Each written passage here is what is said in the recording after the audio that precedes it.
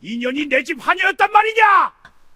고을 최고의 부자가 맨바닥에 엎어져 울부짖었습니다.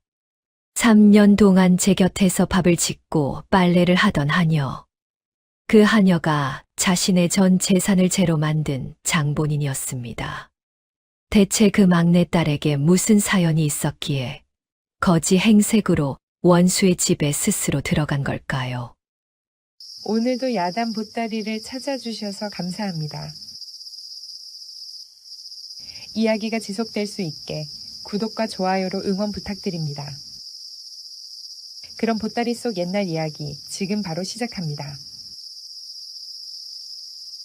옛날 옛적 충청도 홍주 땅에 박생원이라는 선비가 살고 있었습니다. 큰 부자는 아니었으나 선대로부터 물려받은 논 20마지기에 기와집 한 채. 마당에는 배롱나무가 한 그루 서 있었고 여름이면 붉은 꽃이 담장 너머까지 고개를 내밀었습니다. 박생원에게는 딸이 셋이 있었습니다.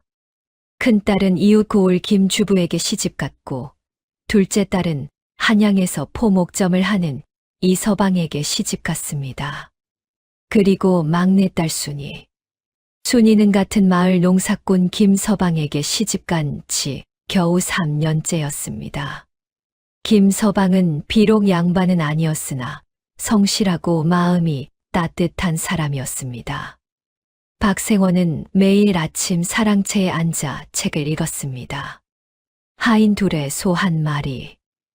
넉넉하지는 않아도 모자라지 않는 살림이었습니다. 아내를 일찍 여의고 홀로 딸 셋을 키운 박생원의 유일한 낙은 배롱나무 아래에서 차를 마시며 책을 읽는 것이었습니다. 사람의 값어치는 가진 것으로 매기는 게 아니라 어찌 사느냐로 매기는 것이니라. 박생원이 입버릇처럼 하던 말이었습니다. 순이가 시집가던 날에도 이 말을 해주었습니다. 순이는 고개를 끄덕이면서도 속으로는 잘 와닿지 않았습니다. 그저 아버지의 잔소리쯤으로 여겼습니다. 아직은 그 말의 무게를 알지 못할 때였습니다. 그런데 이 마을에는 한 가지 그림자가 드리워져 있었습니다. 윤 부자. 고을에서 윤 부자를 모르는 사람은 없었습니다. 기와집이 70칸에 논이 300마지기. 소가 12마리에 하인이 20. 고을원님도 윤 부자 앞에서는 고개를 숙인다는 말이 돌았습니다. 윤 부자는 언제나 짙은 남색 명주 두루마기를 입고 손가락마다 금반지를 끼고 다녔습니다. 배를 앞세우고 걸으면 금반지가 햇빛에 번쩍번쩍 빛났습니다. 사람들은 그 빛이 무섭다고 했습니다. 저 빛에 눈이 먼 사람이 한둘이 아니라고 했습니다. 윤 부자한테 돈 빌리면 끝이요. 이자가 이자를 낳고 이자가 또 이자를 낳아서 평생을 갚아도 못 갚는다네. 논 빼앗기고 집 빼앗기고 결국 종이 되는 거지. 마을 사람들은 수군거렸지만 아무도 대놓고 말하지 못했습니다. 관아의 이방이 윤 부자의 돈줄에 매여 있었기 때문입니다. 송사를 걸어봐야 이길 수 없었습니다. 윤 부자가 흰 것을 검다하면 관아에서도 검다했습니다. 그런 윤 부자의 눈에 박생원의 논 20마지기가 들어온 것은 어느 봄날이었습니다. 박생원의 논은 마을에서 물이 가장 좋은 자리에 있었습니다. 윤 부자의 300마지기 논 한가운데 박생원의 논이 콕 박혀 있었습니다.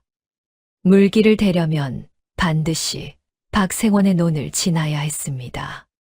저 논만 내 것이 되면 수확이 배는 늘 텐데. 윤 부자는 혀를 차며 말했습니다. 신복 하인 만보기가 옆에서 고개를 끄덕였습니다. 날이 그까짓 선비 하나 어렵지 않지요. 윤 부자가 싱긋 웃었습니다. 그 웃음이 화근이었습니다. 어느 날 박생원의 집에 관아의 사령이 들이닥쳤습니다. 박생원은 영문도 모른 채 관아로 끌려갔습니다. 박생원, 내 이놈, 윤 진사에게 빌린 돈 200냥을 갚지 않고 있다지.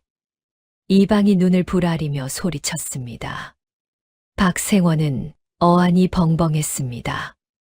이방날이 무슨 말씀이십니까? 저는 윤 부자에게 돈을 빌린 적이 없습니다. 여기 빈 문서가 있다. 내 손도장이 찍혀 있지 않느냐?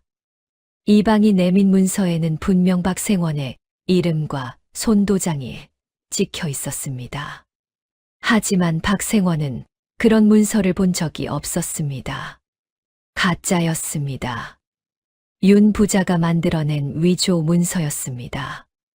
이것은 거짓입니다. 저는 이런 문서에 손도장을 찍은 적이 없습니다. 시끄럽다. 증거가 여기 있는데 발뺌이냐. 박생원이 아무리 호소해도 소용없었습니다. 이방은 이미 윤 부자에게 넉넉한 뇌물을 받은 뒤였습니다. 결국 박생원은 빚을 갚지 못한 죄로 전 재산을 몰수당했습니다. 논 스무 마지기, 기와집, 소, 하인. 모든 것이 하루아침에 윤 부자의 손에 넘어갔습니다. 그것만이 아니었습니다. 빚이 200냥인데 재산을 다 합쳐도 150냥어치밖에 안 된다며 나머지 50냥은 몸으로 갚으라 했습니다.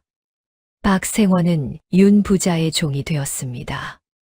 평생 책을 읽고 선비로 살아온 사람이 하루아침에 마구간 옆 헛간에서 잠을 자게 된 것입니다.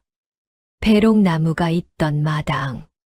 그 마당을 이제 박생원은 종의 몸으로 쓸어야 했습니다. 자신의 집이었던 곳에서 남의 종으로 빗자루를 드는 심정이 어떠했겠습니까? 박생원의 허리가 하루하루 굽어갔습니다. 이 소식이 순이의 귀에 들어온 것은 보름이 지나서였습니다. 큰언니가 급히 사람을 보내왔습니다. 아버지가 윤 부자에게 종이 되셨다. 순이는 처음에 귀를 의심했습니다. 다시 읽어도 같은 말이었습니다. 편지를 든 손이 부들부들 떨렸습니다. 서방님, 저 친정에 다녀오겠습니다. 김서방은 순이의 얼굴을 보고 무슨 일인지 짐작했습니다. 아무 말 없이 고개를 끄덕였습니다. 순이가 친정 마을에 도착했을 때 눈앞의 광경이 믿기지 않았습니다. 아버지의 기와집에는 윤 부자의 하인들이 드나들고 있었습니다. 마당의 배롱나무는 그대로였지만 그 아래에서 차를 마시는 사람은 아버지가 아니라 윤 부자였습니다. 순이는 마구간 옆 헛간을 찾았습니다. 아버지 박생원이 거기 있었습니다. 누더기를 걸치고 볏짚 위에 앉아 있었습니다. 석 달 전까지만 해도 반듯한 선비였던 사람이었습니다. 아버지. 순이가 부르자 박생원이 고개를 들었습니다. 눈이 움푹 들어가 있었습니다. 왼쪽 다리를 절뚝거리며 일어섰습니다. 순아, 오지 말았어야지. 이런 꼴을 보여주고 싶지 않았다. 아버지, 대체 무슨 일이 있었던 겁니까? 빈문서라는 것이 나왔다. 내가 쓴 적 없는 빈문서가. 박생원의 목소리가 떨렸습니다. 분함과 서러움이 뒤섞인 목소리였습니다. 관아에 호소하셨습니까? 했다마는 소용없었다. 이방이 윤 부자 편이니 어찌하겠느냐. 그럼 가명해라도. 가명까지 갈 힘이 없구나. 다리도 이 모양이고. 박생원이 쓸쓸히 웃었습니다. 그 웃음이 순이의 가슴을 찢었습니다. 순이는 그날 밤 잠을 이루지 못했습니다. 마을 사람들에게 이것저것 물어보았습니다. 알면 알수록 분통이 터졌습니다. 윤 부자가 위조 빈문서로 재산을 빼앗은 사람이 박생원만이 아니었습니다. 이웃 마을 최영감도 같은 수법으로 논을 빼앗겼고 장터 근처 김과부도 집을 빼앗겼습니다. 모두 관아에 호소했지만 이방이 막아섰습니다. 가명에 올린 탄원서는 윤 부자의 돈으로 중간에서 사라졌습니다. 법으로는 안 됩니다. 순이는 이를 악물었습니다. 법이 통하지 않는다면 다른 방법을 찾아야 했습니다. 그런데 다른 방법이란 게 있기는 한 걸까요? 순이가 큰언니를 찾아갔습니다. 언니, 저 윤 부자를 어찌해야 합니다. 어찌하긴 우리 같은 것들이 무슨 수로. 그냥 참는 수밖에. 참다가 아버지가 돌아가시면 어찌합니까? 큰언니가 한숨을 쉬었습니다. 순아, 힘 있는 자한테 덤비면 우리만 다쳐. 내 시대까지 화가 미칠 수 있어. 그러면 아버지가 종으로 죽는 것을 두 눈 뜨고 보란 말입니까? 큰언니는 대답하지 못했습니다. 둘째 언니도 비슷한 말을 했습니다. 한양에서 편지가 왔습니다. 안타깝지만 우리 형편도 어려우니 당장은 도울 수 없다. 시간을 두고 방법을 찾아보자. 시간을 두고 아버지에게는 시간이 없었습니다. 마구간 옆 헛간에서 찬바람을 맞으며 하루하루 쇠약해지고 있었습니다. 순이는 김서방에게 돌아와 며칠을 고민했습니다. 낮에는 바치를 하고 밤에는 천장을 올려다보며 생각했습니다. 관아에 호소해봐야 소용없고 가명에 가봐야 돈으로 막히고 힘으로 덤비면 질 것이 뻔했습니다. 그럼 안에서부터 무너뜨리면 어떨까? 어느 날 밤 순이의 머릿속에 한 가지 생각이 떠올랐습니다. 윤 부자의 집에 들어가는 것입니다. 한여로 거지 행색으로 들어가 안에서부터 모든 것을 뒤엎는 것입니다. 순이 자신도 무모한 생각이라는 것을 알았습니다. 3년이 걸릴 수도 있고 5년이 걸릴 수도 있었습니다. 아니, 평생을 걸어도 안 될 수 있었습니다. 하지만 가만히 앉아서 아버지가 종으로 죽는 것을 볼 수는 없었습니다. 서방님, 순이가 김서방을 불렀습니다. 김서방은 아내의 눈빛에서 무언가 단단한 것을 읽었습니다. 말씀하시오. 제가 윤 부자 집에 한여로 들어가겠습니다. 김서방의 눈이 커졌습니다. 그게 무슨 말이오? 법으로 안 되니 안에서부터 무너뜨리겠습니다. 위험하오. 들키면 어찌 되겠소? 들키지 않겠습니다. 당신 혼자서 그 큰 부자를 어찌하겠다는 거요. 당장은 방법이 없습니다. 하지만 안에 들어가면 보이는 것이 있을 겁니다. 약점이, 빈틈이. 김서방은 한참을 말이 없었습니다. 아내의 눈을 들여다보았습니다. 그 눈에는 이미 결심이 서 있었습니다. 돌이킬 수 없는 길이오. 알고 있습니다. 나는 아내 없이 3년을 살아야 할 수도 있소. 서방님이 기다려주시면 반드시 돌아오겠습니다. 아버지를 구하고 반드시. 김서방이 길게 한숨을 내쉬었습니다. 그리고 천천히 고개를 끄덕였습니다. 가시오. 대신 한 가지만 약속하시오. 말씀하십시오. 위험하면 바로 나오시오. 아버지도 소중하지만 당신도 소중한 사람이오. 순이의 눈에 눈물이 고였습니다. 하지만 울지 않았습니다. 울면 약해질 것 같았습니다. 약속하겠습니다. 순이는 그날 밤 준비를 시작했습니다. 깨끗한 옷을 벗고 낡은 삼배옷으로 갈아입었습니다. 얼굴에 젤을 발랐습니다. 머리를 풀어헤쳤습니다. 곱게 빗어 꽂았던 은빛 비녀는 김서방에게 맡겼습니다. 이것은 어머니의 유품입니다. 제가 돌아올 때까지 맡아주십시오. 반드시 돌려주겠소. 거울에 비친 자신의 모습을 보았습니다. 어디서 보아도 거지였습니다. 얼굴에 묻은 재 때문에 이목구비가 제대로 보이지 않았습니다. 좋았습니다. 아무도 알아보지 못할 것입니다. 이튿날 새벽, 순이는 아무에게도 알리지 않고 길을 나섰습니다. 친정 마을까지 30리 길. 맨발에 집신 한 짝은 일부러 다른 것으로 골랐습니다. 윤 부자의 집 앞에 도착한 것은 해가 중천에 떠올랐을 때였습니다. 대문 앞에서 한참을 서성거렸습니다. 그때 안에서 하인 하나가 나왔습니다. 만복이었습니다.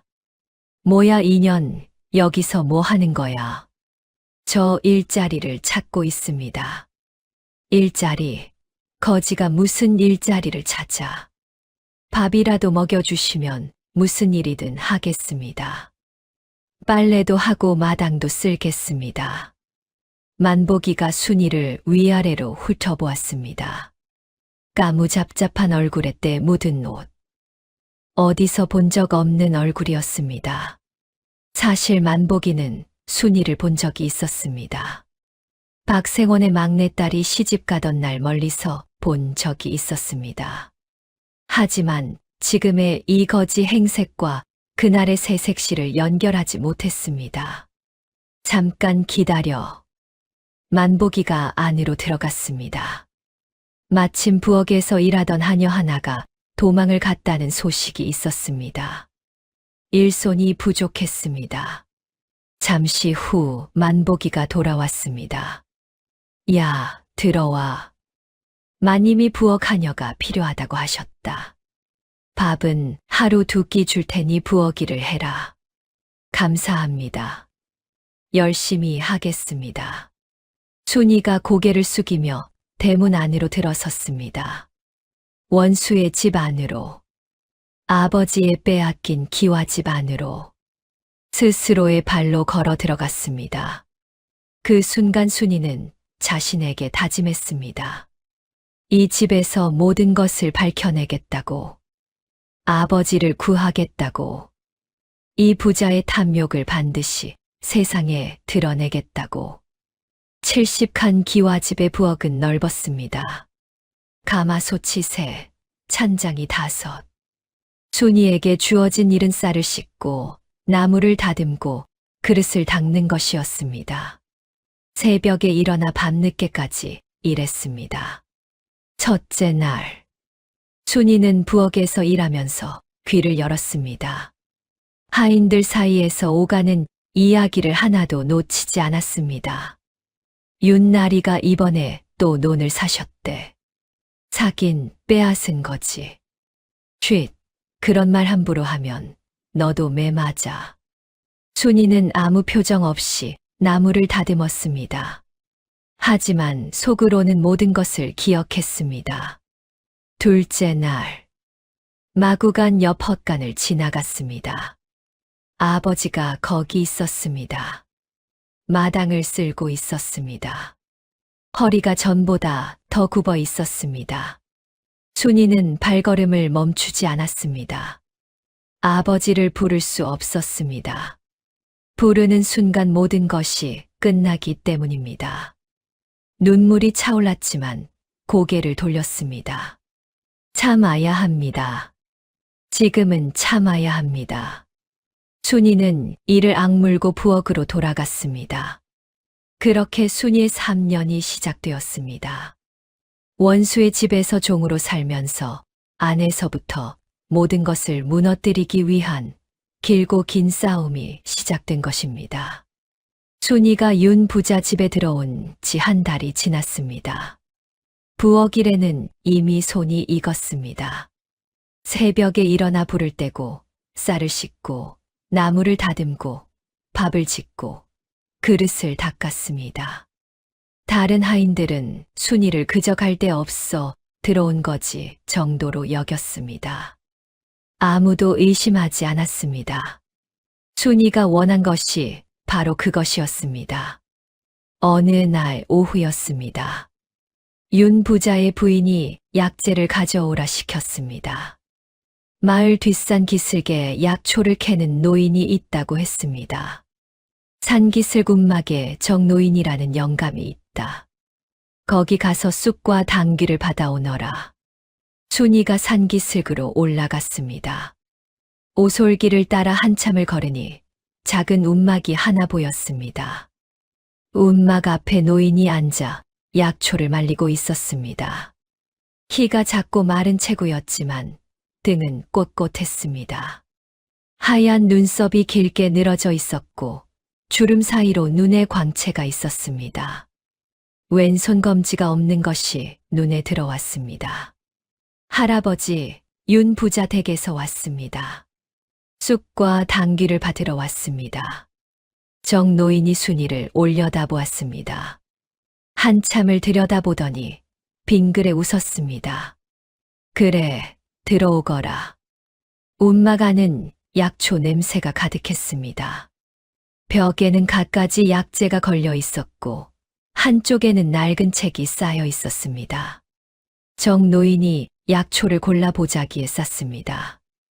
내가 새로 들어온 한여라지. 예. 어디서 왔느냐? 떠돌이입니다. 갈 곳이 없어서 들어갔습니다. 순이가 눈을 내리깔며 대답했습니다. 정노인이 고개를 천천히 끄덕였습니다. 떠돌이치고는 손이 곱구나.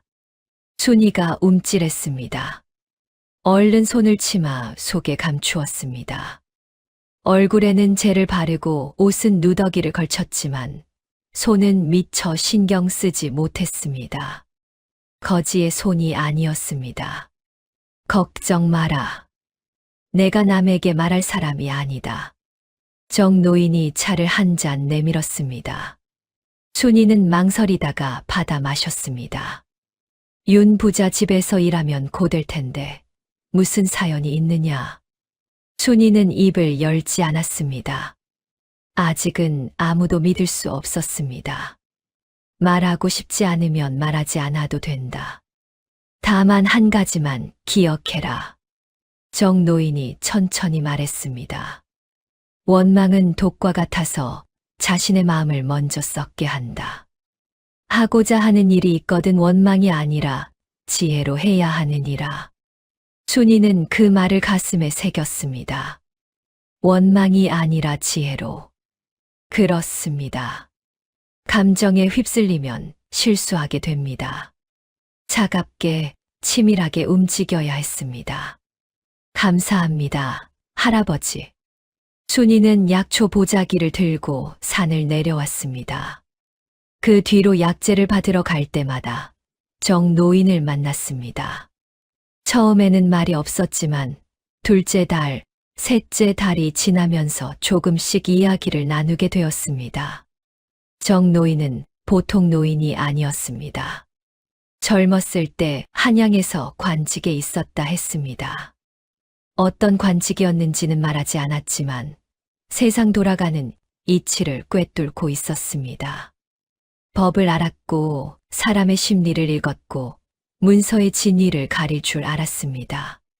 석 달이 지났을 때 순이는 마침내 정노인에게 진실을 말했습니다. 할아버지, 저는 떠돌이가 아닙니다. 알고 있었다. 예. 처음 본 날부터 알았다. 내 손이 거지의 손이 아니었고 내 눈이 원한을 품고 있었다. 순이가 놀라서 정노인을 바라보았습니다. 저는 박생원의 막내딸입니다. 아버지가 윤 부자에게 가짜 빈문서로 재산을 빼앗기고 종이 되었습니다. 박생원이라 논 20마지기의 그 선비 말이냐? 예. 정노인이 긴 한숨을 쉬었습니다. 박생원만이 아니다. 이 마을에서 윤 부자에게 당한 사람이 5은 넘는다. 알고 있습니다. 내가 그 원한을 풀려고 한여로 들어간 것이구나. 예. 정노인이 한참 동안 순이를 바라보았습니다. 그리고 천천히 입을 열었습니다. 원한을 풀되 올바른 길로 풀어야 한다. 내가 도울 것이 있으면 돕겠다. 순이의 눈이 반짝였습니다. 하지만 금방 눈을 내리깔았습니다. 할아버지께 해가 돌아갈 수 있습니다. 나는 이미 세상에 미련이 없는 몸이다. 다만 부리가 판치는 꼴을 그냥 보고 있기가 힘들어서. 그렇게 순이와 정노인의 은밀한 동맹이 시작되었습니다. 정노인은 순이에게 법과 문서에 대해 가르쳤습니다.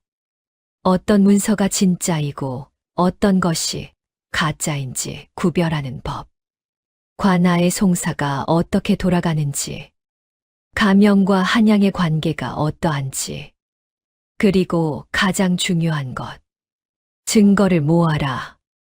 윤 부자가 빈 문서를 위조했다는 증거, 이방에게 뇌물을 준 증거. 그것이 있으면 아무리 윤 부자라도 무너진다. 순이는 고개를 끄덕였습니다. 증거. 그것을 찾기 위해 이 집에 들어온 것이었습니다. 그때부터 순이는 낮에는 하녀의 일을 완벽하게 해냈고, 밤에는 눈과 귀를 곤두세웠습니다.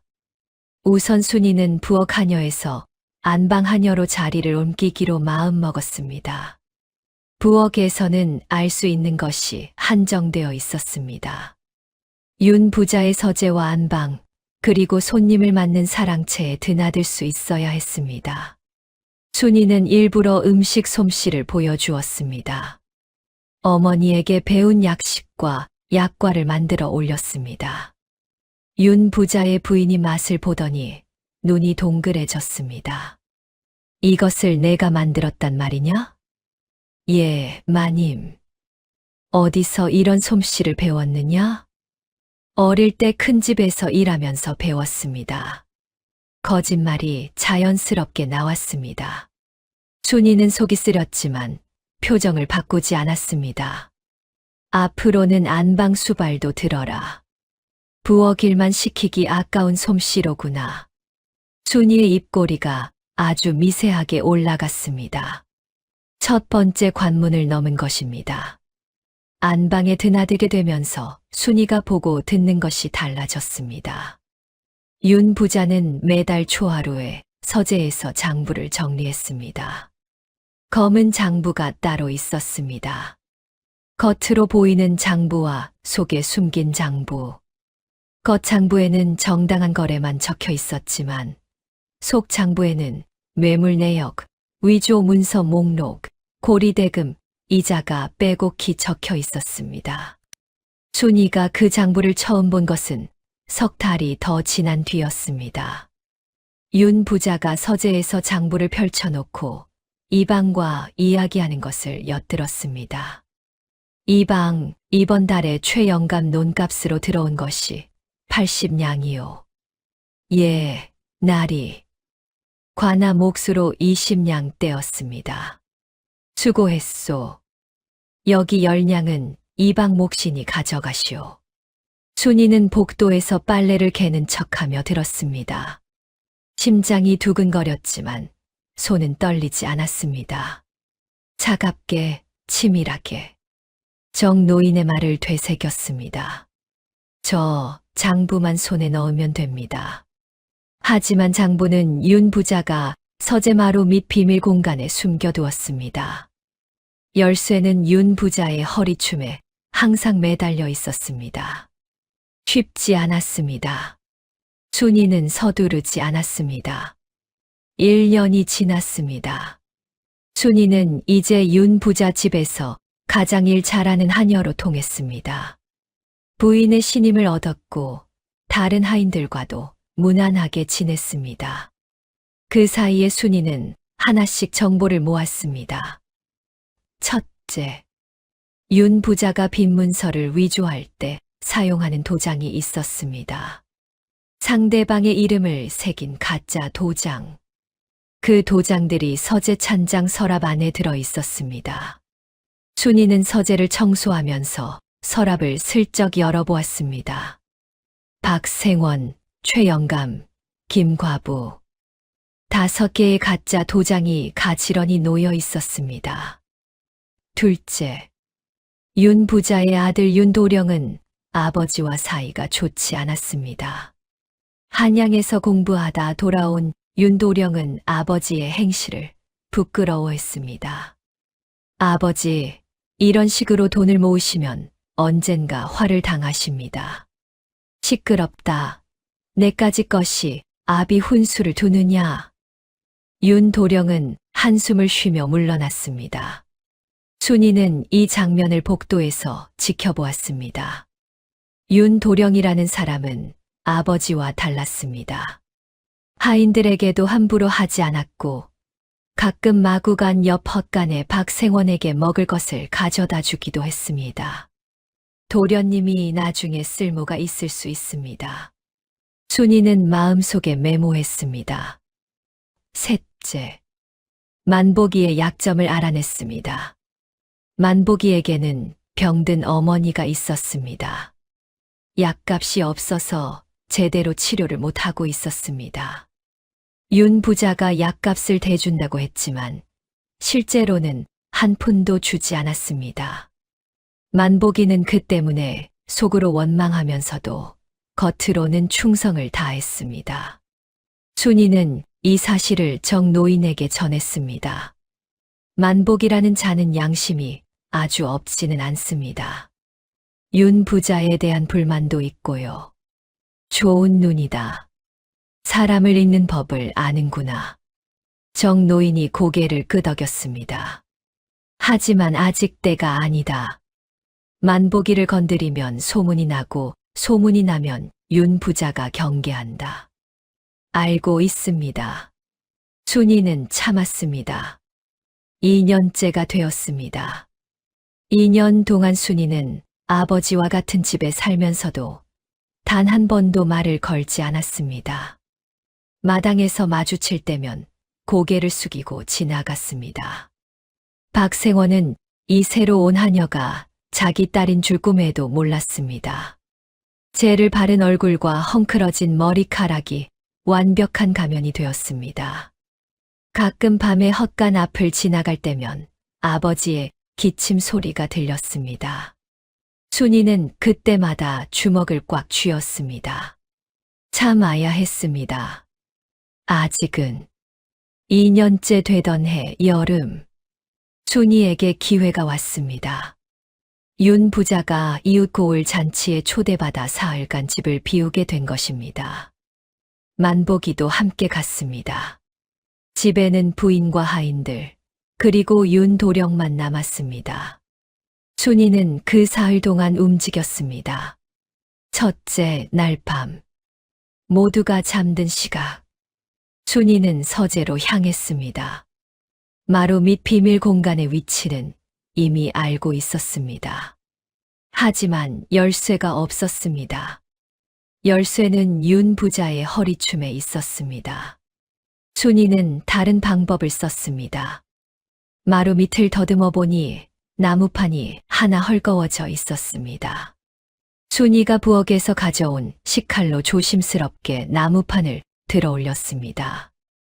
삐걱 소리가 났습니다. 순이는 숨을 죽였습니다.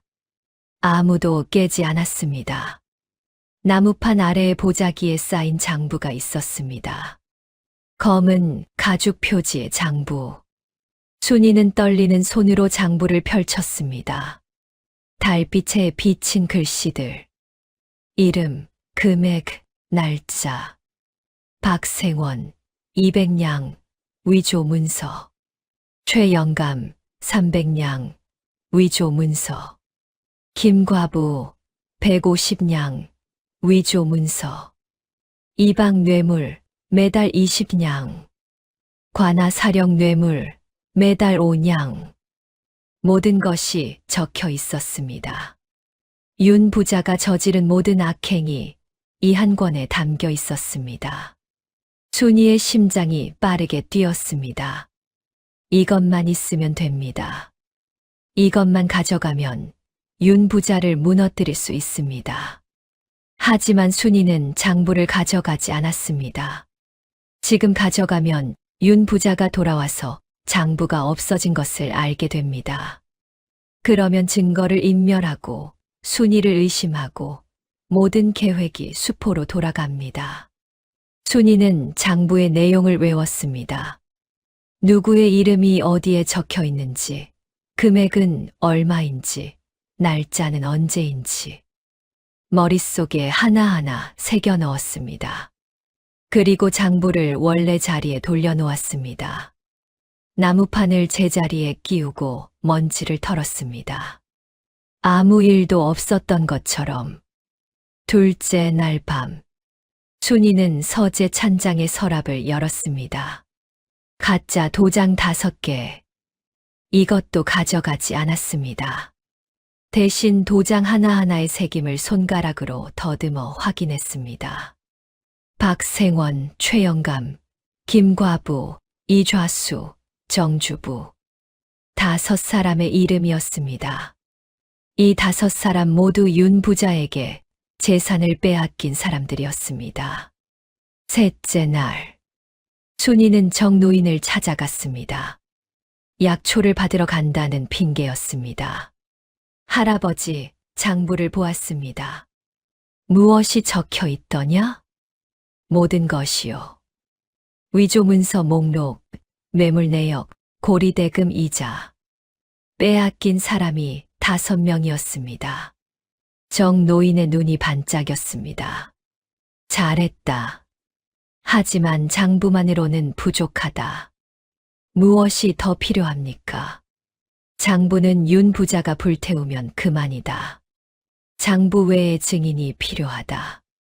그리고 장부를 가져갈 때는 윤 부자가 도망치지 못할 상황에서 가져가야 한다. 어떤 상황 말씀이십니까? 암행어사가 오는 날, 순이가 눈을 크게 떴습니다. 암행어사요? 내가 한양에 아는 사람이 있다. 이 고을에 암행어사를 보내달라고 청할 수 있다.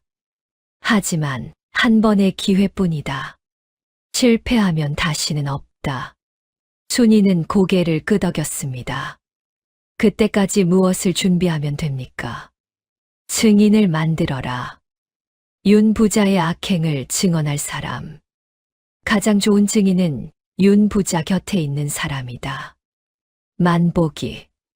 그렇다.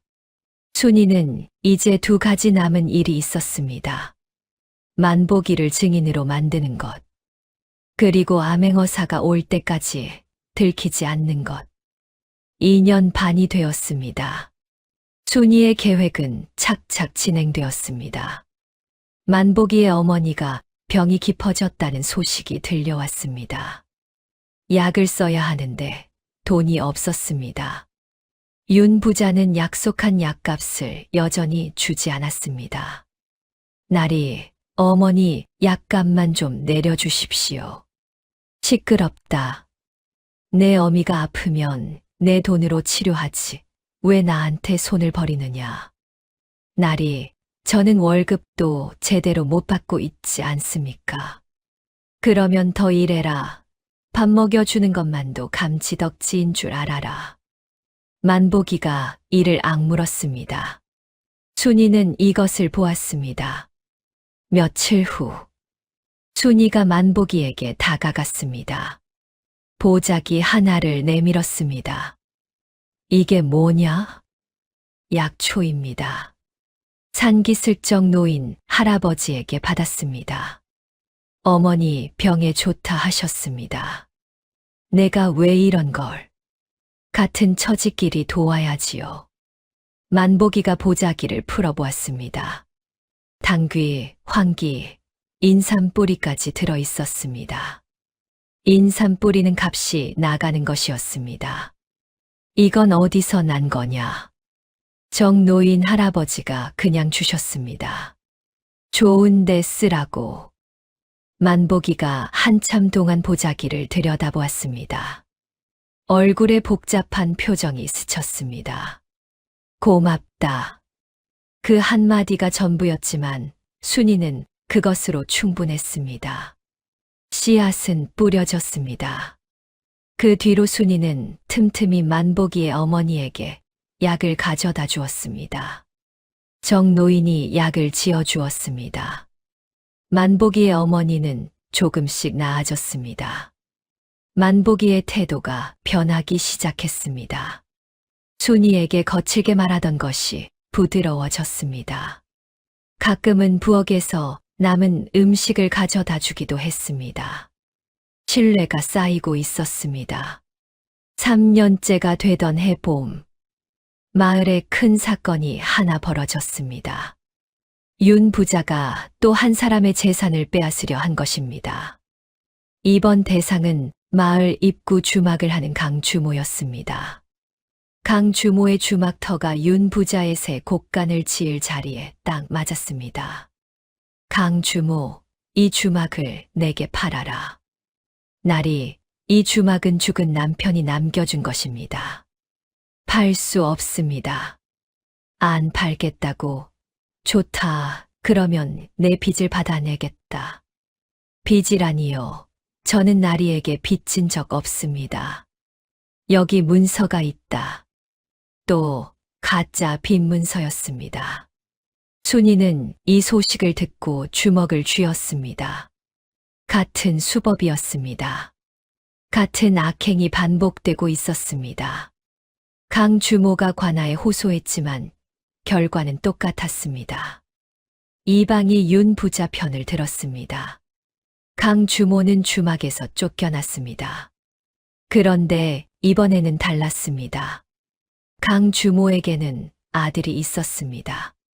군에서 막 돌아온 건장한 청년이었습니다. 아들이 윤 부자 집에 쳐들어가 행패를 부렸습니다. 이 도적놈아, 어머니 주막을 돌려놔라. 만보기와 하인들이 달려들어 청년을 제압했습니다. 청년은 맞아서 코피를 흘리면서도 소리쳤습니다. 두고 보자. 반드시 되갚아주마. 윤 부자는 콧방귀를 뀌었습니다. 어디서 개가 짖는 거냐. 관아에 넘겨라. 청년은 관아에 끌려가 곤장을 맞았습니다. 마을 사람들은 분해서 이를 갈았지만 아무도 나서지 못했습니다. 순이는 이 모든 것을 지켜보았습니다. 그리고 정노인에게 말했습니다. 할아버지, 더 이상 미룰 수 없습니다. 한양에 연락해 주십시오. 정노인이 고개를 끄덕였습니다. 때가 되었구나. 내가 편지를 쓰겠다. 정노인은 낡은 가죽 주머니에서 옛 관직 인장을 꺼냈습니다. 편지를 쓰고 인장을 찍었습니다. 그 인장에 새겨진 글씨를 본 순이의 눈이 커졌습니다. 할아버지, 혹시 묻지 마라. 아는 것이 많으면 입이 무거워야 하느니라. 순이는 더 묻지 않았습니다. 편지는 한양으로 떠났습니다. 그 사이에도 윤 부자의 행패는 계속되었습니다. 강 주모의 아들이 옥에서 풀려나자마자 마을을 떠났다는 소식이 들렸습니다. 강 주모는 남의 집 부엌에서 일하며 겨우 연명하고 있었습니다. 박생원의 상태도 나빠지고 있었습니다. 기침이 잦아졌고 얼굴이 더 야위었습니다. 순이는 밤마다 몰래 헛간 앞에 죽 한 사발을 놓아두었습니다. 박생원은 누가 가져다 주는지 모른 채 그 죽을 먹었습니다. 누가 이런 호의를 베풀어 주는지 모르겠구나. 박생원이 혼잣말을 했습니다. 순이는 담장 뒤에서 그 말을 듣고 입술을 깨물었습니다. 그러던 어느 날, 뜻밖의 사건이 벌어졌습니다. 윤 부자가 큰 잔치를 벌이기로 한 것입니다. 윤 부자의 환갑잔치였습니다. 고을원님부터 인근 양반들까지 모두 초대장을 보냈습니다. 소 3마리를 잡고 술백독을 준비하라 했습니다. 내 환갑잔치를 이 고을에서 가장 성대한 잔치로 만들어라. 한양까지 소문이 나게 해라. 윤 부자의 허세가 하늘을 찔렀습니다. 순이는 이 잔치가 기회가 될 수 있다고 생각했습니다. 고을의 높은 사람들이 모두 모이는 자리. 암행어사가 나타난다면 그보다 좋은 때가 없었습니다. 순이는 정노인에게 달려갔습니다. 할아버지, 윤 부자가 환갑잔치를 엽니다. 언제냐? 다음 달 보름입니다. 정노인이 빙그레 웃었습니다. 한양에서 답이 왔다. 정말입니까? 보름 전후로 이 고을에 암행어사가 온다고 했다. 순이의 눈이 번쩍 빛났습니다. 모든 것이 맞아 들어가고 있었습니다. 윤 부자의 환갑잔치 날 암행어사가 온다면 그 자리에서 모든 것을 밝힐 수 있었습니다. 순이는 속으로 외쳤습니다. 이제 거의 다 왔습니다. 3년 동안 참고 견디며 모은 것들.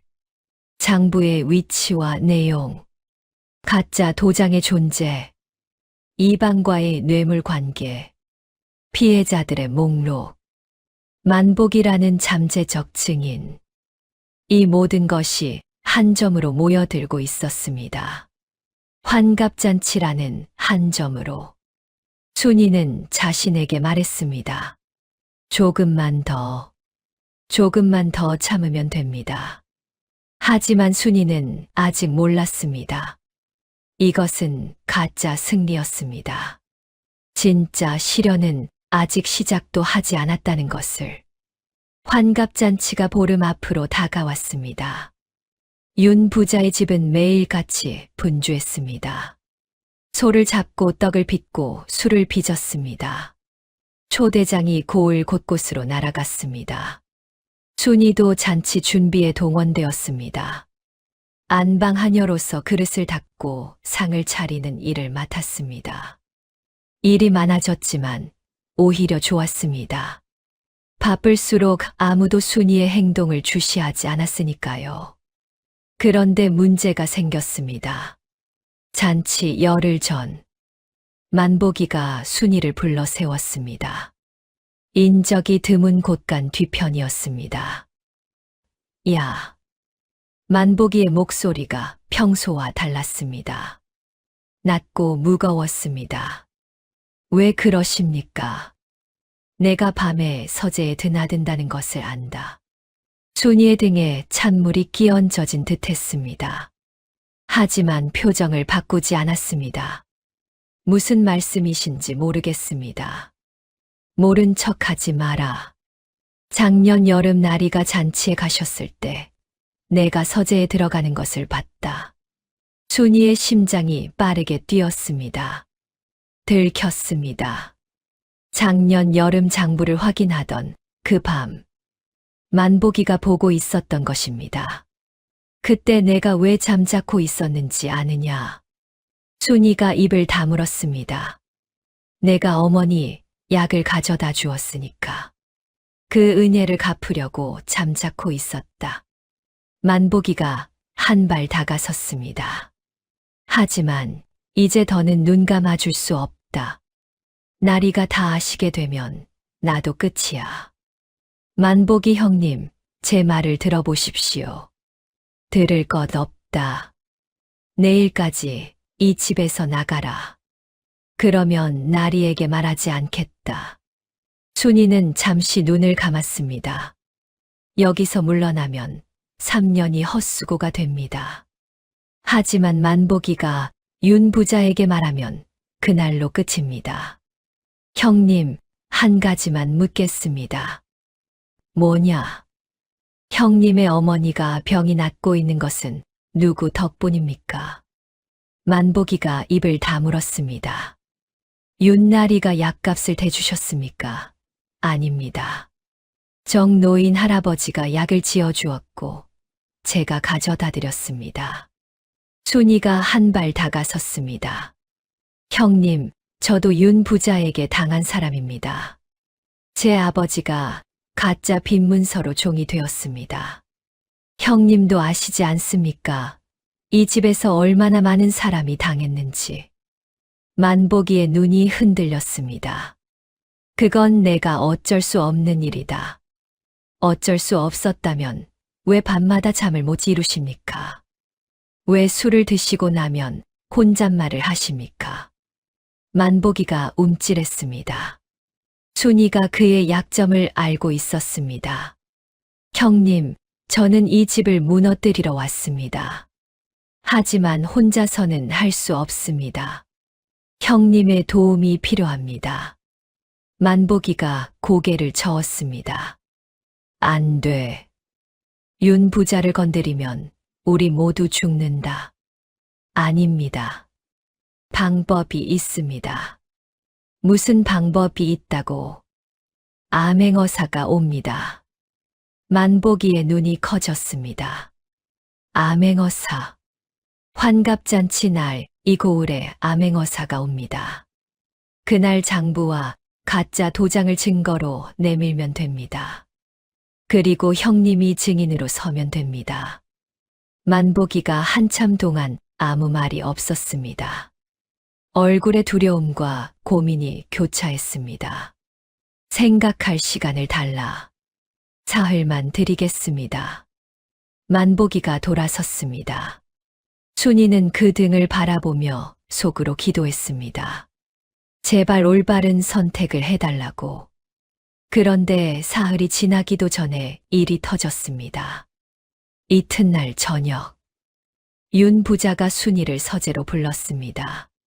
순이가 서재 문을 열자 윤 부자가 의자에 떡 버티고 앉아 있었습니다. 그 옆에 만보기가 서 있었습니다. 만보기의 얼굴이 하얗게 질려 있었습니다.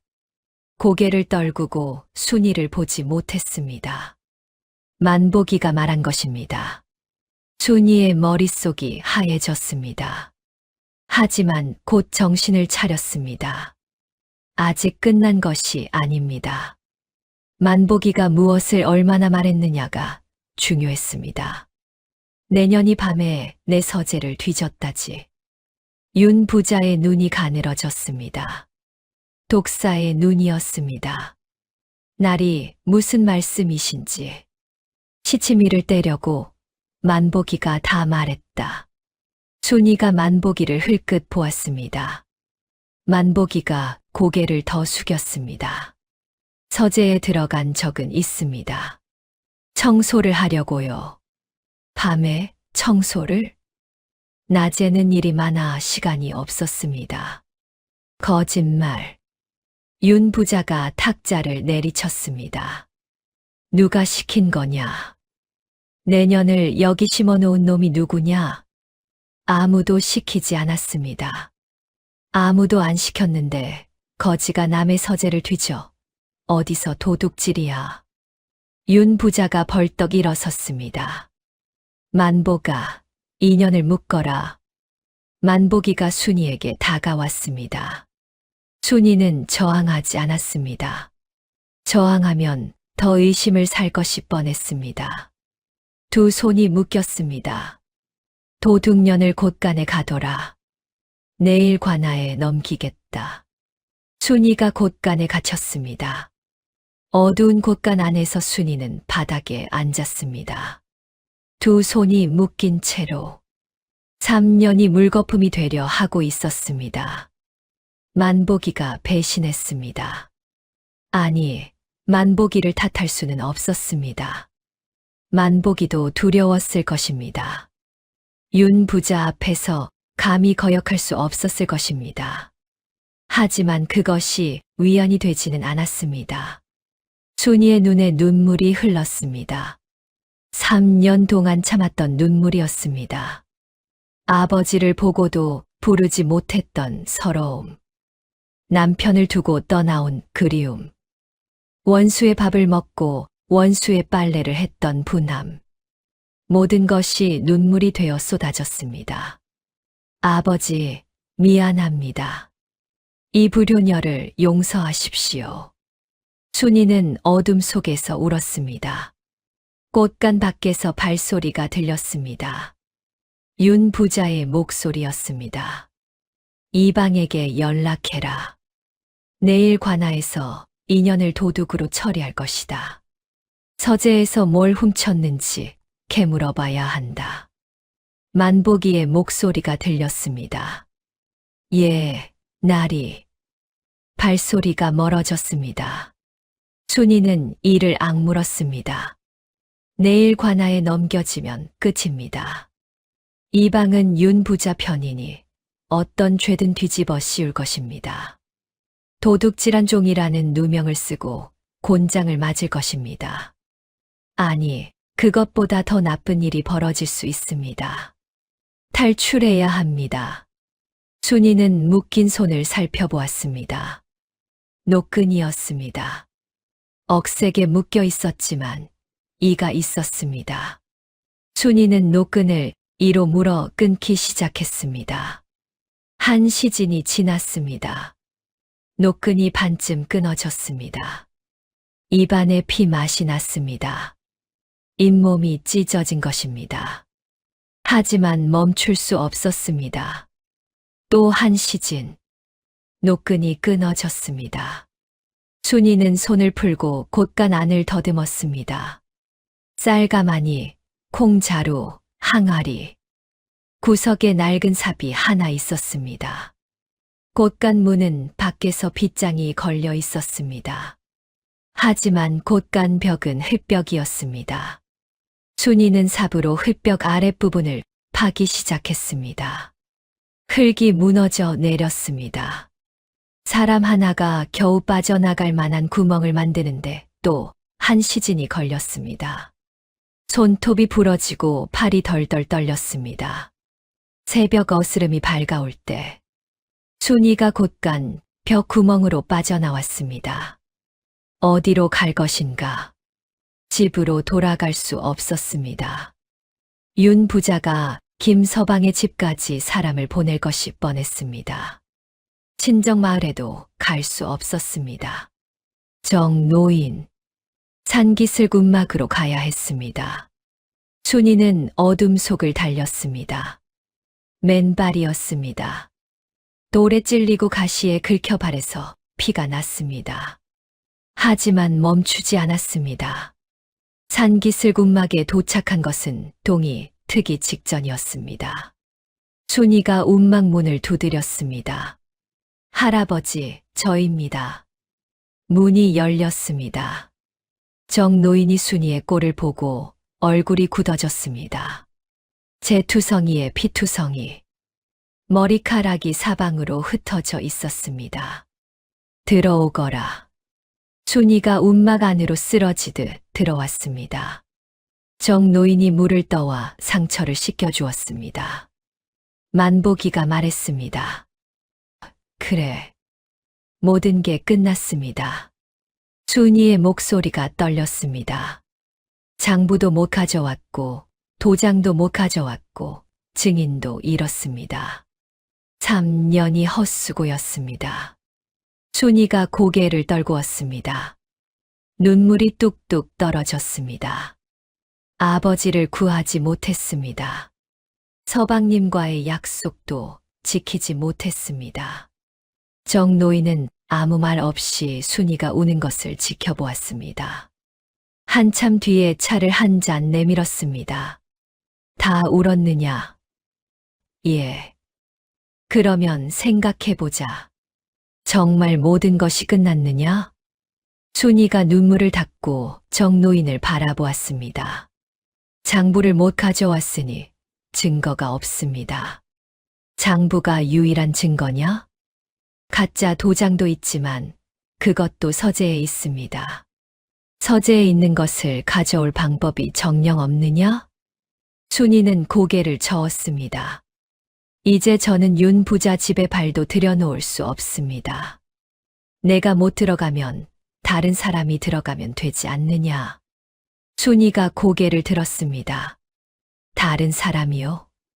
정노인이 천천히 말했습니다. 윤도령. 순이의 눈이 커졌습니다. 윤 부자의 아들. 아버지의 행실을 부끄러워하던 윤도령. 윤도령이 아버지의 장부를 꺼낼 수 있다.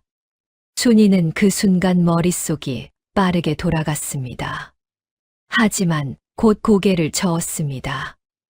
윤도령이 왜 아버지를 배신하겠습니까? 배신이 아니다. 구원이다. 정노인이 찻잔을 내려놓았습니다. 윤도령은 아버지의 악행이 결국 온 가문을 멸문시킬 것을 알고 있다. 암행어사가 오면 윤 부자뿐 아니라 가족 모두가 화를 입는다. 하지만 윤 도령이 먼저 증거를 내놓고 아버지의 죄를 고하면 이야기가 달라진다. 아들의 의로운 행동으로 가문이 멸하지 않을 수 있다. 그렇지만 아버지를 고발하는 것이, 아비의 잘못을 바로잡는 것이 진정한 효도가 아니겠느냐. 순이는 한참을 생각했습니다. 쉽지 않은 일이었습니다. 윤 도령이 과연 응할까? 할아버지, 윤 도령을 만날 방법이 있습니까? 있다. 윤 도령은 매일 새벽 뒷산에 올라 글을 읽는다. 내일 새벽 내가 데려오마. 순이는 고개를 끄덕였습니다. 신락 같은 희망이었지만 그것밖에 없었습니다. 그날 밤, 순이는 움막 구석에 앉아 잠을 이루지 못했습니다. 어둠 속에서 지난 3년을 돌아보았습니다. 부엌에서 쌀을 씻던 첫날, 안방 하녀로 올라가던 날, 장부를 처음 본 밤, 만복이에게 약초를 건네던 날, 아버지의 기침 소리를 들으며 담장 뒤에서 울던 밤, 그리고 만복이의 배신. 모든 것이 물거품이 된 것 같았습니다. 순이는 무릎에 얼굴을 묻었습니다. 그때 문득 떠오른 것이 있었습니다. 아버지가 시집 보내던 날 했던 말.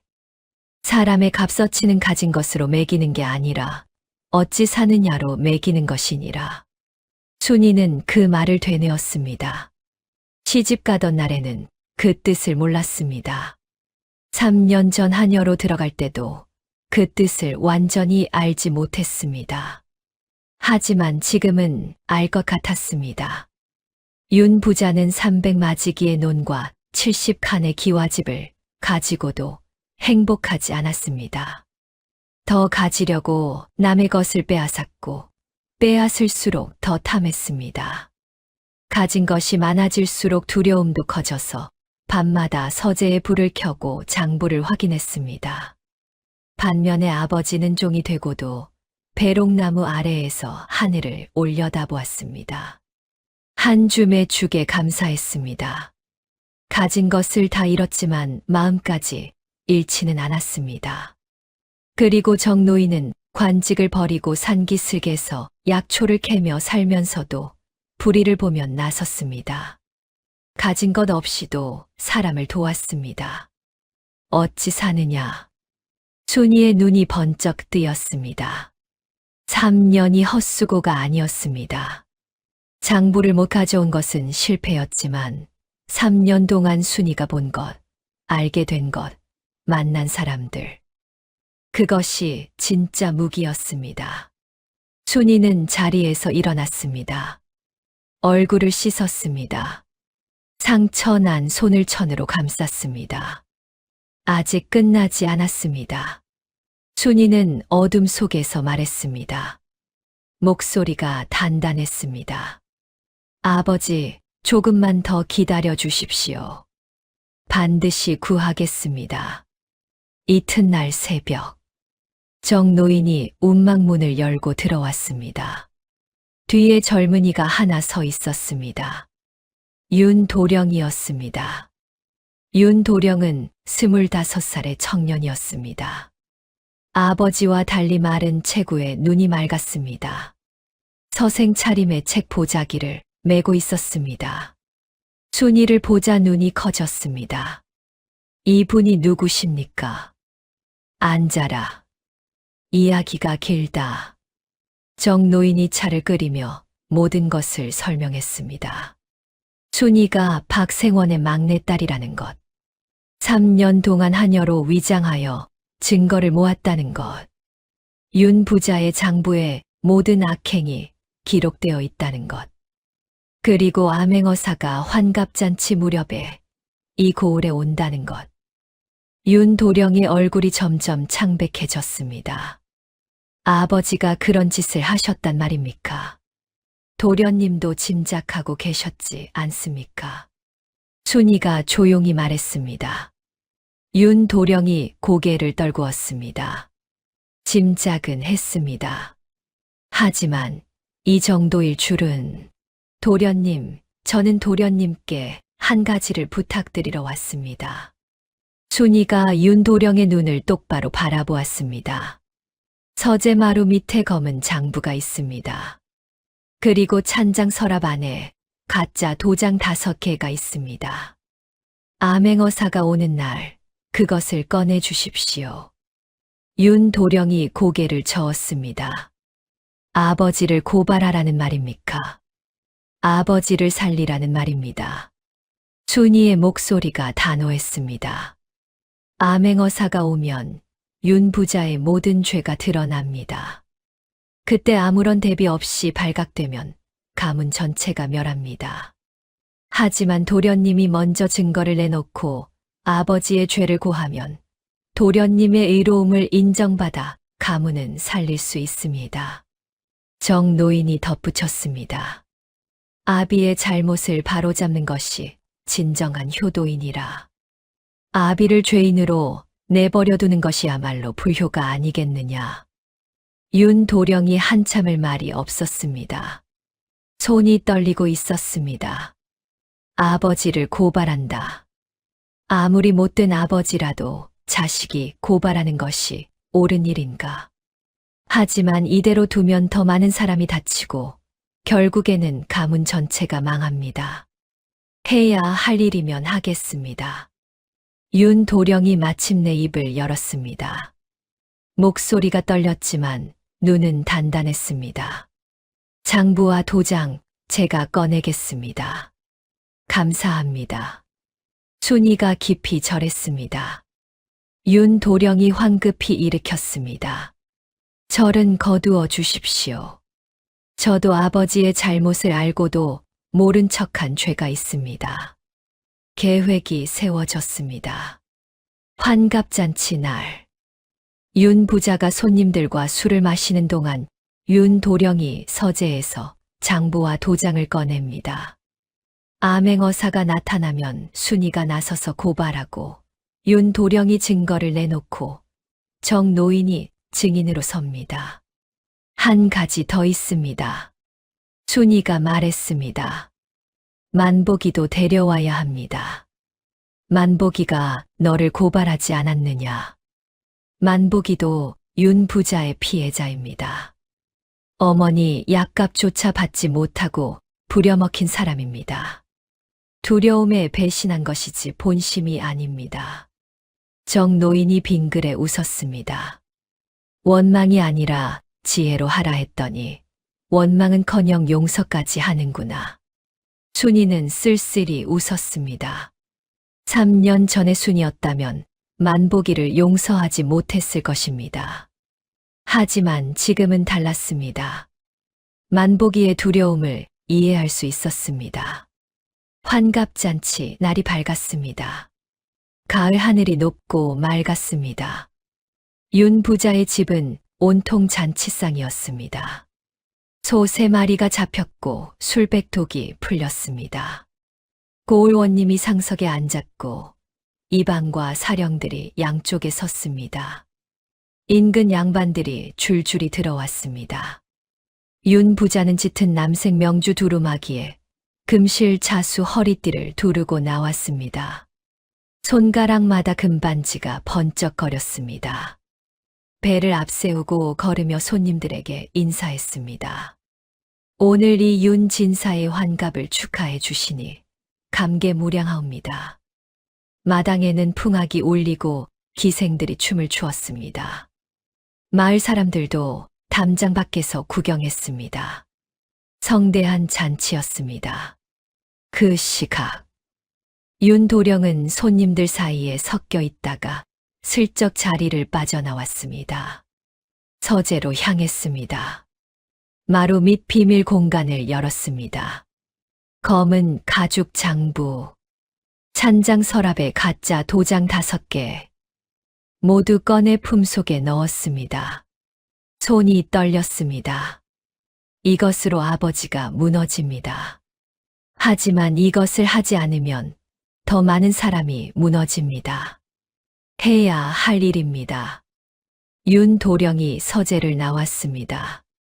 한편적 노인은 마을 사람들 사이에 섞여 있었습니다. 그리고 순이는 산기슭에서 잔치를 내려다보고 있었습니다. 모든 준비가 끝났습니다. 이제 암행어사만 오면 됩니다. 잔치가 한창 무르익었을 때였습니다. 술잔이 돌고 풍악이 울리고 웃음소리가 넘쳐났습니다. 윤 부자가 벌겋게 달아오른 얼굴로 소리쳤습니다. 오늘만은 마음껏 먹고 마시시오. 이 윤 진사가 대접하겠소. 그때였습니다. 대문 밖에서 말발굽 소리가 들려왔습니다. 한 필의 말이 대문 앞에 섰습니다. 말 위에 남색 관복을 입은 사람이 내려섰습니다. 품에서 마패를 꺼냈습니다. 암행어사 출두요. 마당이 쥐 죽은 듯 고요해졌습니다. 풍악이 멈추고 기생들이 물러났습니다. 술잔을 들던 양반들이 얼어붙었습니다. 암행어사가 대문을 열고 들어왔습니다. 30대 초반의 젊은 관리였습니다. 눈이 날카롭고 입이 굳게 다물려 있었습니다. 이 고을 원님은 어디 계시오? 원님이 후들후들 떨며 일어섰습니다. 소인이 원님이 옵니다. 윤 진사는 어디 있소? 윤 부자의 얼굴이 하얗게 질렸습니다. 금반지 낀 손이 덜덜 떨렸습니다. 하지만 억지로 웃음을 지었습니다. 어사또 여기 있사옵니다. 마침 소인의 환갑잔치인데 한 잔 드시지요. 잔치가 아니라 송사하러 왔소. 암행어사가 자리를 잡았습니다. 그 순간 순이가 마당으로 걸어 들어왔습니다. 윤 부자가 순이를 보자 눈이 튀어나올 듯 벌어졌습니다. 이 인연이 어떻게 여기에? 순이는 아무 말 없이 암행어사 앞에 꿇어 앉았습니다. 어사또 소녀는 이 마을 박생원의 막내딸 순이라 하옵니다. 윤 진사의 악행을 고발하러 왔사옵니다. 마당이 웅성거렸습니다. 마을 사람들이 담장 너머에서 목을 빼고 지켜보았습니다. 말해보시오. 암행어사가 말했습니다. 순이가 입을 열었습니다. 3년 동안 모은 것들이 입에서 쏟아져 나왔습니다. 윤 진사는 가짜 빈문서를 만들어 마을 사람들의 재산을 빼앗았습니다. 소녀의 아버지 박생원, 이웃마을 최영감, 장터 김과부, 이좌수, 정주부. 5사람의 재산이 위조, 빈문서로 빼앗겼습니다. 윤 부자가 벌떡 일어섰습니다. 거짓말이요. 이년은 도둑이요. 내 집에 하녀로 들어와 도둑질하다 잡힌 년이란 말이요. 증거가 있사옵니다. 순이가 말하자 윤도령이 앞으로 나섰습니다. 품속에서 검은 가죽 장부와 보자기에 싼 도장들을 꺼내 암행어사 앞에 내려놓았습니다. 윤 부자가 아들을 보고 눈이 뒤집혔습니다. 이놈아, 내가 감히. 아버지, 용서하십시오. 하지만 이것이 옳은 일입니다. 윤도령이 무릎을 꿇었습니다. 눈에 눈물이 고여 있었습니다. 어사또 소인은 윤 진사의 아들 윤 학수이옵니다. 아버지의 죄를 소인이 고합니다. 마당이 술렁였습니다. 아들이 아버지를 고발하는 것을 보고 모두가 놀라움을 감추지 못했습니다. 암행어사가 장부를 펼쳤습니다. 한 장 한 장 넘겼습니다. 이름, 금액, 날짜, 위조 문서 목록, 뇌물 내역. 모든 것이 적혀 있었습니다. 가짜 도장도 확인하겠소. 암행어사가 도장을 하나하나 살펴보았습니다. 박생원, 최영감, 김과부, 이좌수, 정주부. 5개의 도장이 장부의 기록과 정확히 일치했습니다. 윤진사, 이것을 어찌 설명하겠소? 윤 부자가 후들후들 떨었습니다. 하지만 아직 포기하지 않았습니다. 저것은 누가 꾸며낸 것이옵니다. 전현이 내 서재에 들어와 위조한 것입니다. 이 장부의 글씨를 보시오. 윤진사의 필체와 같소, 다르소. 암행어사가 윤 부자가 잔치 초대장을 쓸 때 쓴 붓글씨와 장부의 필체를 대조했습니다. 같은 글씨였습니다. 누가 봐도 같은 사람이 쓴 것이었습니다. 윤 부자가 입을 벌렸다 다물었습니다. 할 말이 없었습니다. 그때 정노인이 앞으로 나섰습니다. 어사또 소인은 정노인이라 합니다.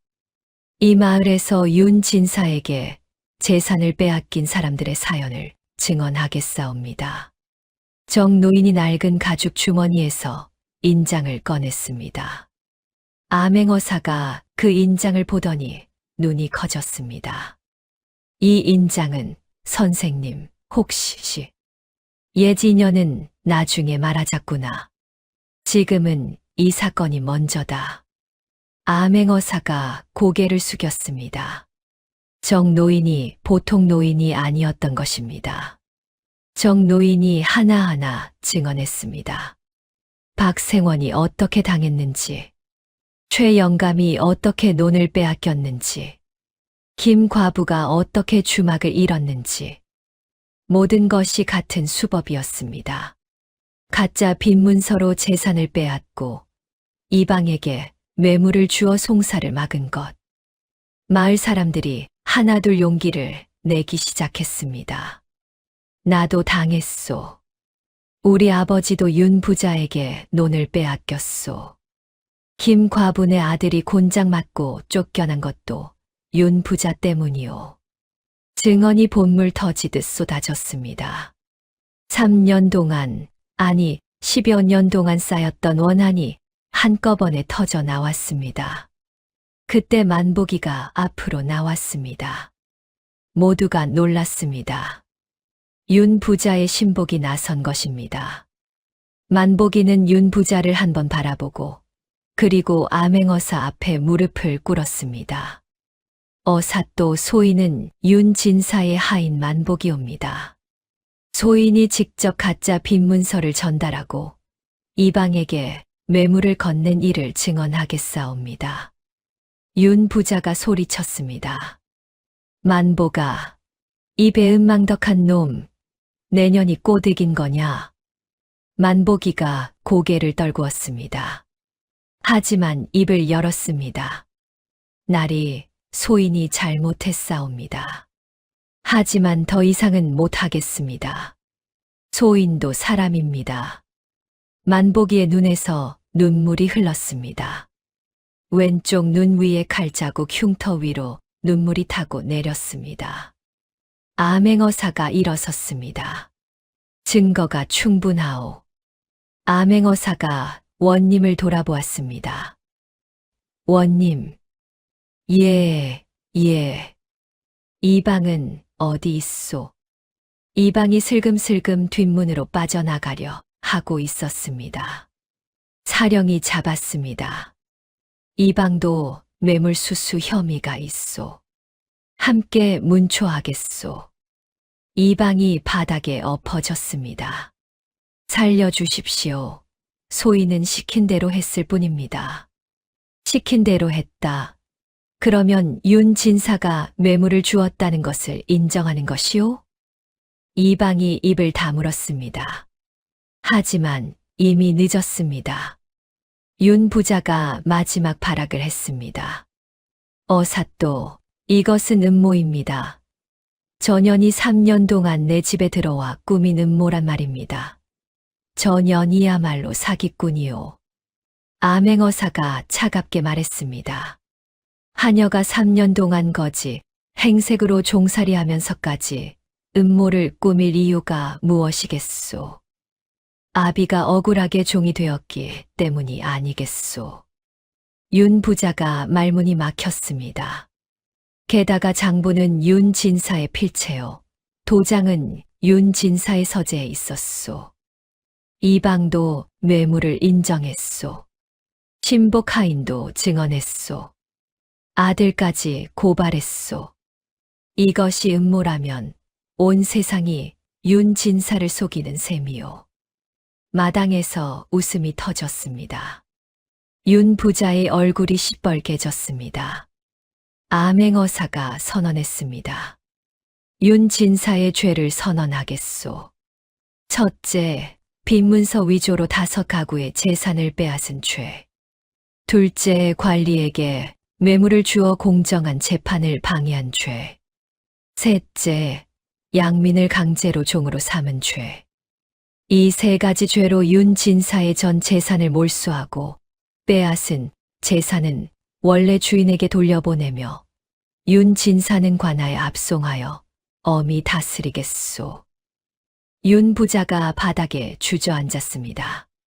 금반지가 낀 손으로 땅바닥을 쳤습니다. 이럴 수는 없소.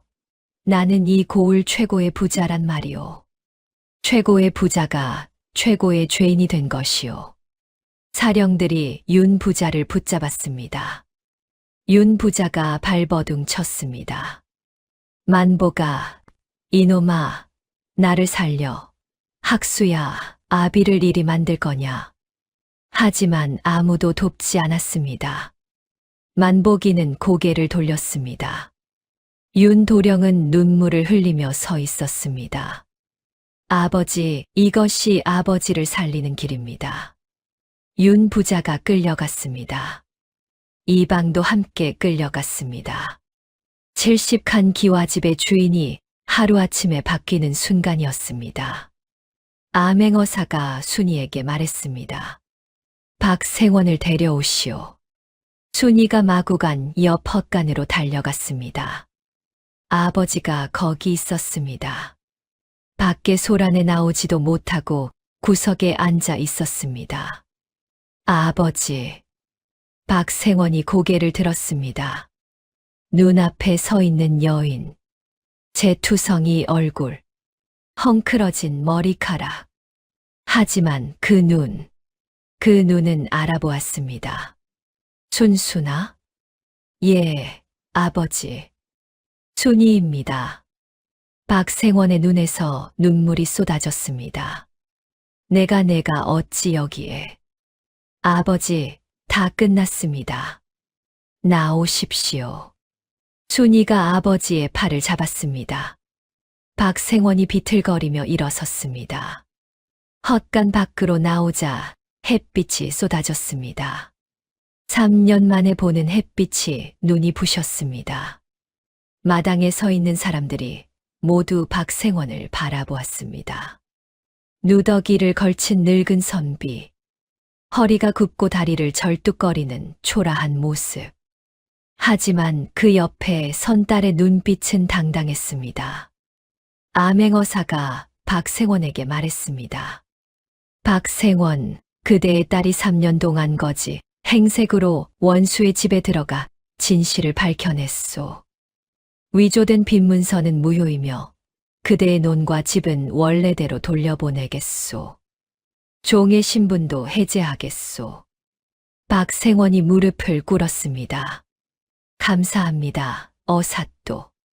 그리고 딸을 돌아보았습니다. 순아, 내가 이런 일을 아비 때문에 3년을 말을 잇지 못했습니다. 부녀가 마당 한가운데에서 껴안고 울었습니다. 마을 사람들도 울었습니다. 3년 동안의 서름이 하늘로 올라가는 듯 했습니다. 배롱나무 가지에서 까치 한 마리가 울었습니다. 가을 하늘은 높고 맑았습니다. 그 뒤로 윤 부자의 일은 빠르게 처리되었습니다. 가사는 모두 몰수되었습니다. 빼앗겼던 재산은 원래 주인에게 돌아갔습니다. 박생원은 논 20마지기와 기와집을 되찾았습니다. 최영감도 논을 되찾았습니다. 김 과부도 주막을 되찾았습니다. 강 주모도 주막터를 돌려받았습니다. 쫓겨났던 강 주모의 아들이 돌아와 어머니를 껴안고 울었습니다. 윤 부자는 곤장백대를 맞고 유배형에 처해졌습니다. 전 재산이 몰수된 뒤 남은 것은 몸뚱이 하나뿐이었습니다. 금반지는 모두 빼앗기고 손가락에 하얀 자국만 남았습니다. 명주 두루마기 대신 죄수복을 입었습니다. 유배지로 끌려가는 윤 부자의 모습을 마을 사람들이 지켜보았습니다. 맨상투에 찢어진 옷, 배가 홀쭉해져 있었습니다. 한 푼만 주시오. 길이 멀어 배가 고프오. 지나가던 사람들은 침을 뱉었습니다. 아무도 한 푼도 주지 않았습니다. 남의 재산을 빼앗아 70칸 기와집을 채웠던 자의 비참한 말로였습니다. 이방도 파직되어 쫓겨났습니다. 뇌물을 받아먹은 죄로 곤장을 맞고 관직을 빼앗겼습니다. 윤도령은 아버지의 죄를 고한공으로 처벌을 면했습니다. 하지만 스스로 집을 나와 정노인의 움막 근처의 작은 서당을 열었습니다. 마을 아이들을 가르치며 아버지의 죄를 속죄하는 삶을 살겠다 했습니다. 만복이는 순이에게 무릎을 꿇고 용서를 빌었습니다. 미안하다. 내가 겁이 났어. 형님, 일어나십시오. 형님도 피해자입니다. 순이가 만복이를 일으켰습니다. 만복이는 한동안 울었습니다. 그 뒤로 만복이는 김서방의 농사일을 돕게 되었습니다. 자유인으로서 새 삶을 시작한 것입니다. 세월이 흘렀습니다. 박생원은 되찾은 기와집에서 다시 책을 읽었습니다. 배롱나무 아래에서 차를 마시며 하늘을 올려다보았습니다.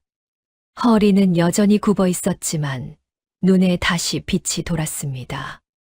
순이는 김서방에게 돌아왔습니다. 3년 만이었습니다. 김서방이 대문 앞에 서 있었습니다. 손에 은빛 비녀를 들고 있었습니다. 순이의 어머니 유품이었습니다. 돌아왔소. 돌아왔습니다. 약속대로. 약속대로. 김서방이 순이의 머리에 비녀를 꽂아 주었습니다. 순이가 웃었습니다. 3년 만의 웃음이었습니다. 때를 씻고 깨끗한 옷을 입은 순이는 달라 보였습니다. 아니, 달라진 것이 아니었습니다. 원래의 모습으로 돌아온 것이었습니다. 하지만 눈빛만은 3년 전과 달랐습니다. 더 깊고 더 단단하고 더 따뜻했습니다. 정노인은 다시 산기슭 움막으로 돌아갔습니다. 약초를 캐고 차를 끓이며 조용히 살았습니다. 순이가 가끔 찾아가 차를 함께 마셨습니다. 할아버지, 그때 원망이 아니라 지혜로 하라 하셨지요. 그래. 그 말 덕분에 3년을 버틸 수 있었습니다. 정노인이 빙그레 웃었습니다. 원망으로 했으면 3년을 못 버텼을 게다. 원망은 불과 같아서 적을 태우기 전에 자신을 먼저 태우니까. 순이가 고개를 끄덕였습니다. 어느덧 몇 해가 더 지났습니다. 박생원의 기와집 마당 배롱나무에 다시 붉은 꽃이 피었습니다. 배롱나무 아래에 박생원이 앉아 있었습니다. 그 옆에는 손자가 앉아 있었습니다. 순이의 아이였습니다. 할아버지, 이야기해 주세요. 그래, 무슨 이야기를 해줄까? 할아버지가 제일 좋아하는 이야기요. 박생원이 빙그레 웃었습니다. 옛날에 참 대단한 막내딸이 있었단다. 어떤 막내딸이요? 거지 행색으로 원수의 집에 들어가 아비를 구한 막내딸이지. 손자의 눈이 반짝였습니다. 그 막내딸이 누구예요? 글쎄다. 누구일꼬. 박생원이 웃으며 멀리 밭에서 일하는 순이를 바라보았습니다. 순이도 아버지를 바라보며 웃었습니다. 사람의 값어치는 가진 것으로 매기는 게 아니라 어찌 사느냐로 매기는 것이라 했습니다. 윤 부자는 300마지기 논과 70칸 기와집을 가지고도 모자라 남의 것까지 탐하다 모든 것을 잃었습니다.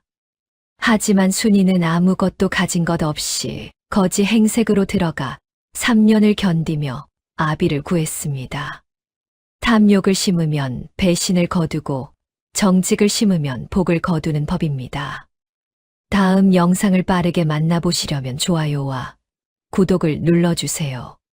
지금 화면에 나오는 더 재미있는 영상들도 함께 해주세요. 그럼 모두 행복한 하루 보내세요. 감사합니다.